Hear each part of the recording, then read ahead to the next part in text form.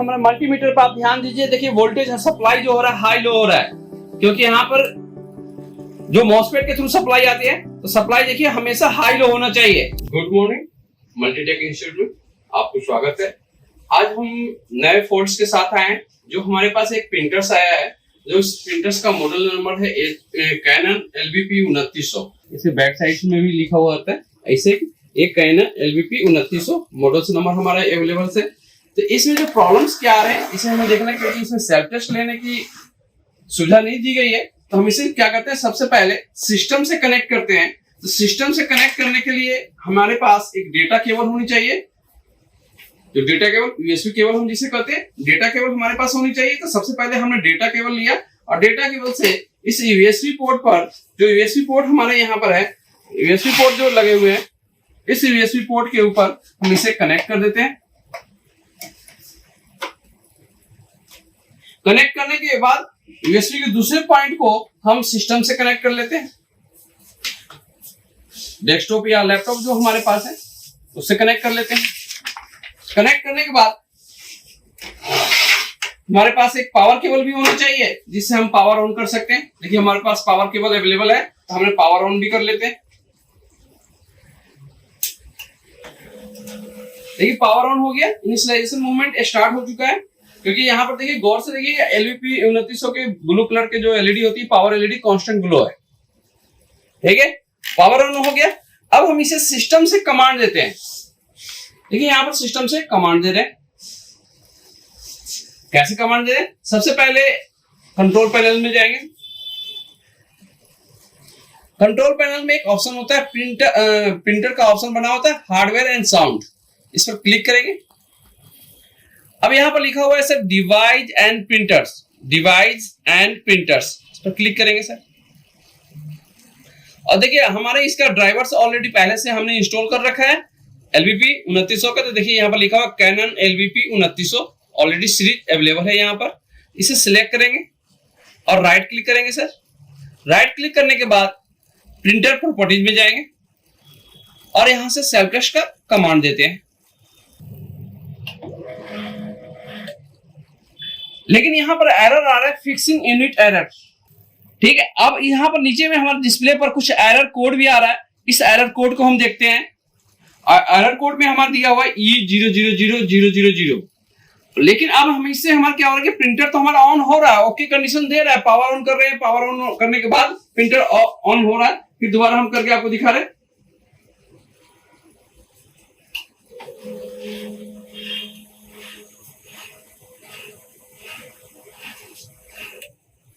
और साथ साथ में यहाँ पर जो हमने कमांड दिए हैं वो कमांड आपको ऑटोमेटिक कैंसिल हो जाता है। देखिए हम कमांड भी चेक कर रहे हैं।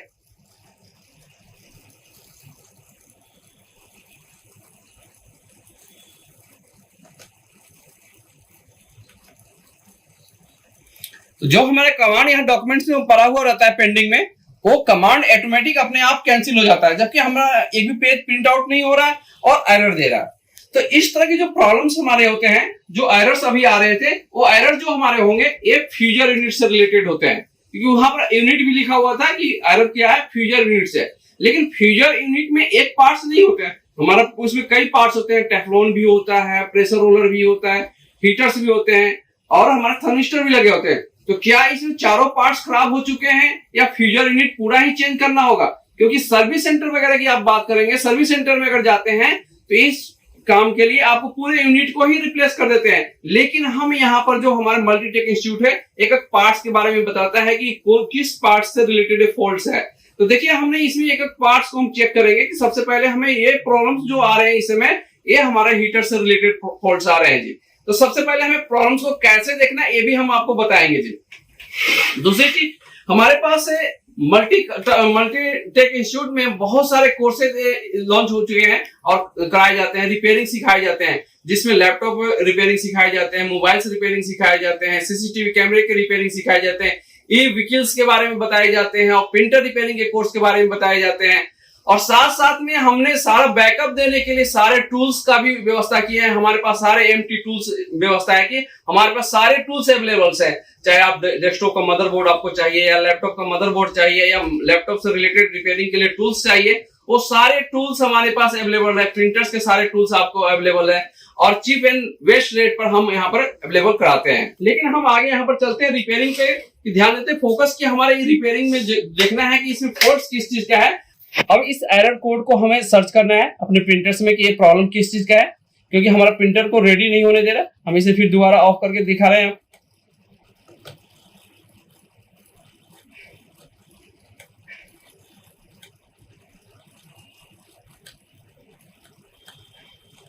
जिसमें हम सिस्टम को एक बार रीस्टार्ट भी कर देंगे।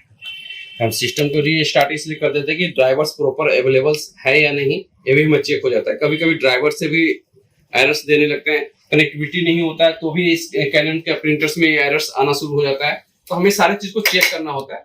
सबसे पहले हमें स्टेप बाय स्टेप, पहले हमने सबसे पहले ड्राइवर इंस्टॉल किया है, फिर डेटा केबल को कनेक्टिविटी मिला है और पावर ऑन किया प्रिंटर्स को। पावर ऑन करने के बाद इनिशियलाइजेशन मूवमेंट होनी चाहिए, जो इनिशियलाइजेशन मूवमेंट भी स्टार्ट हो गया है।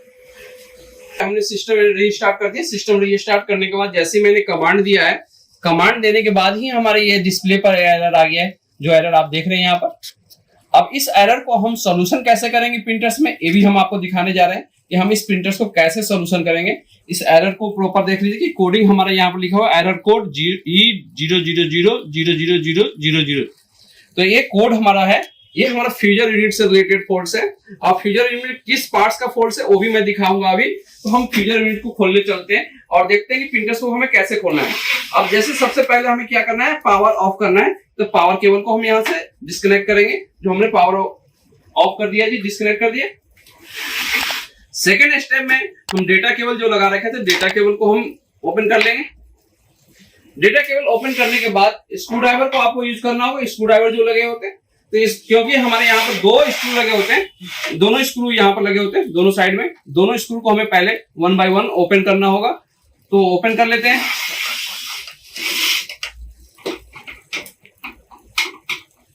ओपन करने के बाद अब इसके बाद में हमें साइड कवर, जो हमारा देखिए स्क्रू भी ओपन हो चुके हैं। ओपन होने के बाद अब इसके साइड कवर को ओपन करेंगे। सबसे पहले टॉप कवर को ओपन किए, टॉप कवर ऊपर उठा दिए। उठाने के बाद देखिए यहाँ से लॉक होते हैं, इस लॉक को देखिए, इस लॉक को हम यहाँ से प्रेस करेंगे पहले, और देखिए थोड़ा कवर ओपन हो गया।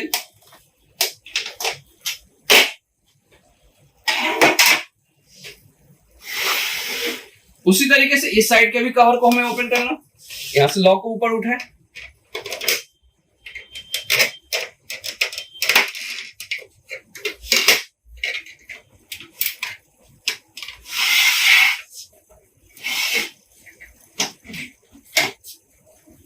डिस्कनेक्ट करने के बाद टॉप कवर को हम फिर उसी तरीके से साइड कवर को भी ओपन कर। अब यहाँ पर दो स्क्रू लगे हुए, देखिए दोनों साइड के स्क्रू लगे हुए, दोनों स्क्रू को हमें ओपन करना होगा।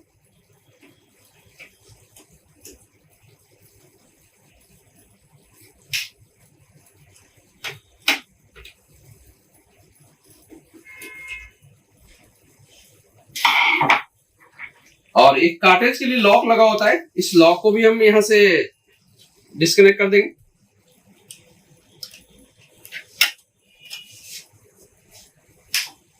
और इसके बाद में स्टॉप कवर को ऊपर उठा लेंगे।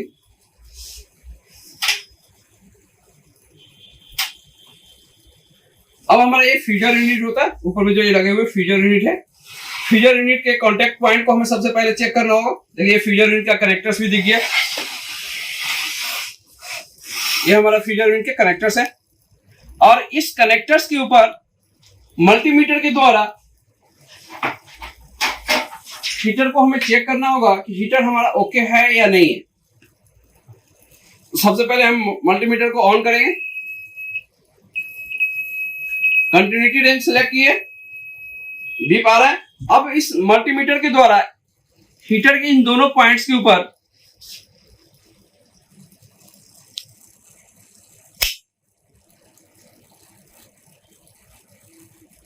इंपीडेंस वैल्यू को हम चेक कर लेते हैं। देखिए यहां पर हमारा इंपीडेंस वैल्यू आ रहा है 80। यदि हमारा इंपीडेंस वैल्यू अवेलेबल हो रहा है, इट मींस कॉइल हमारे इसके अंदर जो हीटर्स के अंदर जो कॉइल्स लगे हुए हैं इंसुलेटर ओ हमारा ओके है जी, हीटर हमारा ओके है। अब इसके बाद सेकेंड स्टेप में हम चलते हैं कि हमारे हीटर्स के कनेक्टर्स के ऊपर सप्लाई अवेलेबल है या नहीं, तो सप्लाई को भी हमें चेक करना होगा।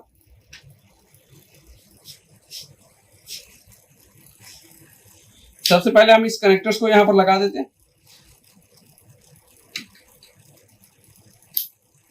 जब भी इसे हीटर के कनेक्टर्स को हमें खोलना है तो देखिए लॉक को यहां पर लगा होता है, इस लॉक को ऐसे प्रेस करना है हमें। प्रेस करने के बाद ही इजी वे में हम इसे निकालेंगे। आप अगर इसे डायरेक्ट निकालते हैं तो हीटर कनेक्टर खराब होने के चांसेस ज्यादा होती है, उसमें आपका हीटर भी खराब हो सकता है, कनेक्टर्स भी खराब हो सकते हैं।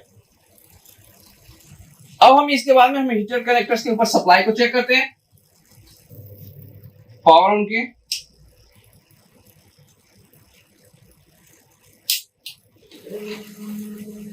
इनिशियलाइजेशन मूवमेंट स्टार्ट हो गया जी।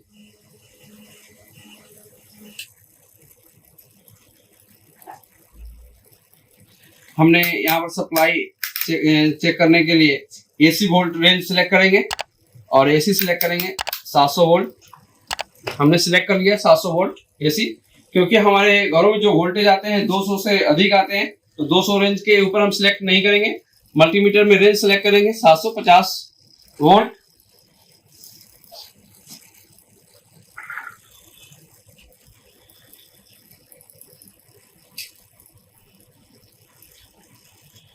और अब इसे कनेक्टर्स के ऊपर, दोनों कनेक्टर्स के ऊपर हम लगाकर इसे चेक कर लेते हैं।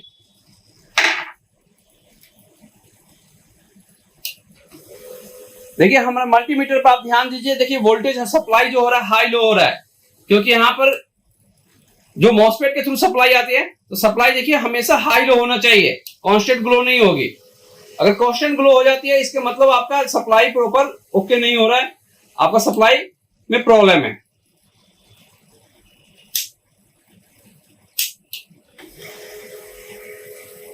ये हमेशा हाई लो होते रहेगा। जैसी पावर ऑन होके रेडी होगा ये कांस्टेंट ग्लो हो जाएगी। पावर एलईडी कांस्टेंट ग्लो हो जाती है और यहां पर सिग्नल जो होता है, अगर ये हाई लो हो रहा है, कभी बढ़ रहा है कभी घट रहा है, तो आप समझिए कि हीटर के ऊपर सप्लाई प्रॉपर अवेलेबल है। यदि सप्लाई कांस्टेंट हो जाती है तो आप समझिए कि सप्लाई का कनेक्टर्स में प्रॉब्लम है या सप्लाई सेक्शन में आपका प्रॉब्लम हो चुके हैं। अब इस सप्लाई सेक्शन में कभी बाई चांस आपको प्रॉब्लम होता है तो क्या क्या आपको चेक करना है वो भी मैं दिखा देता हूं आपको।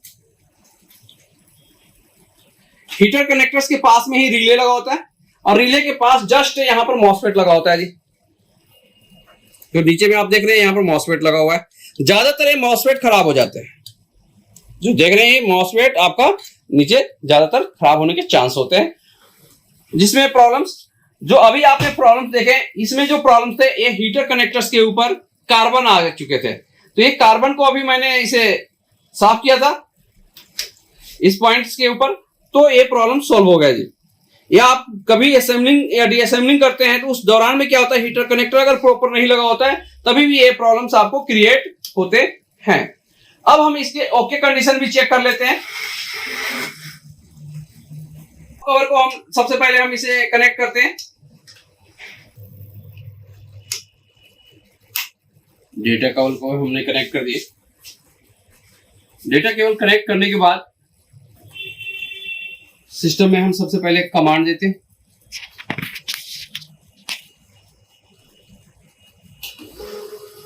इनिशियलाइजेशन मूवमेंट स्टार्ट हो गया, पेपर पिकअप हुआ और पिकअप होने के बाद ये देखिए पेपर प्रिंट आउट होकर भी आउट हो चुका है इसमें।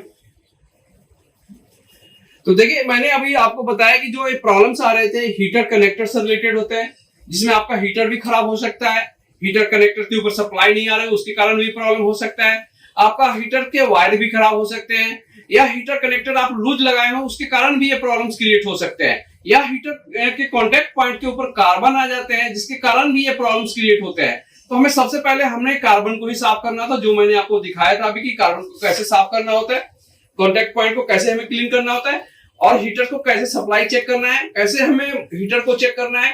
फुल टेस्टिंग और हॉट टेस्टिंग में दोनों चीज बताया कि सप्लाई में कैसे हमें चेक करना है, अब विदाउट सप्लाई में कैसे चेक करना है। दोनों कंडीशन में हमें चेक करके ही तभी हम बता सकते हैं, फाइनल कर सकते हैं कि हीटर हमारा ओके है या नहीं है।